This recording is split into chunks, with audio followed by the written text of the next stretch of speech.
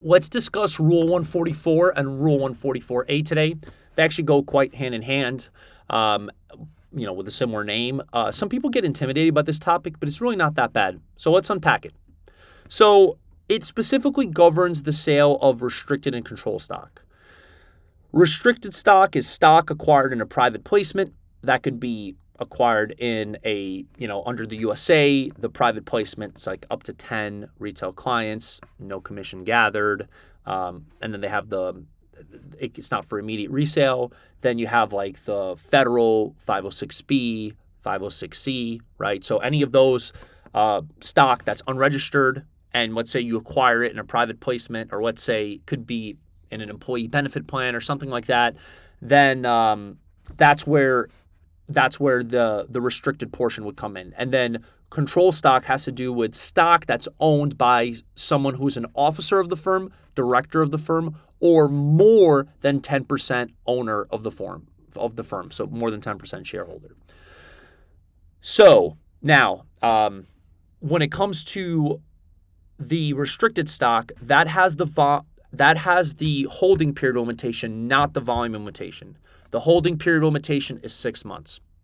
When it comes to the control stock, that has the volume limitation, not the holding period limitation. The volume limitation is going to be the greater of 1% of the outstanding shares, or the weekly trading average over the past month or over the past 4 weeks. And you're allowed to do that every 90 days, right? People say 4 times a year, technically every 90 days.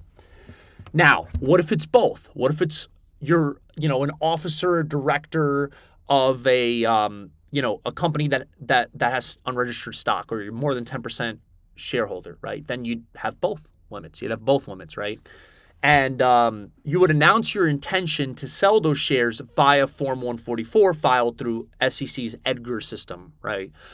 Which is an acronym. You don't have to worry about the letters of it. So basically, you're allowed to, as long as you fly under the radar, you don't necessarily have to file Form 144, but as long as you're filing more than 5,000, you're selling more than 5,000 shares, or you're intending on selling more than 5,000 or more than $50,000 worth of shares, you have to file Form 144. And then if you're holding the control stock, so officer, director, more than 10% shareholder, once the sale is actually completed, you have to file what's called Form 4, also within EDGAR, within 2 business days of the sale, right?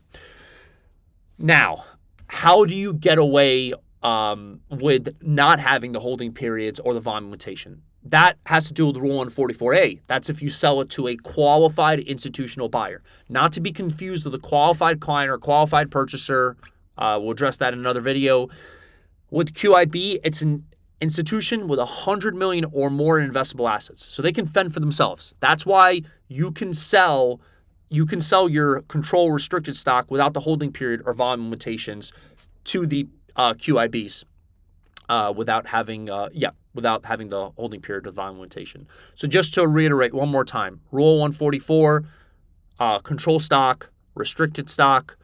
Control stock has the greater of 1% of outstanding shares or weekly trading volume every 90 days. So that has the volume limitations. The restricted stock just has the 6-month holding period. If you have both, you have both limitations. You announce your intention to sell the shares via Form 144 as long as it's more than $50,000 or 5,000 shares.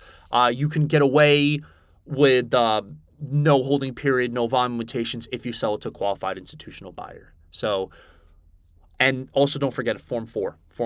That's with control stock. If once the sale is completed, you have to file Form 4 within 2 business days, again with EDGAR, SEC's EDGAR system. Hope that helps. Please like the video and subscribe. Thank you so much. Have a great day.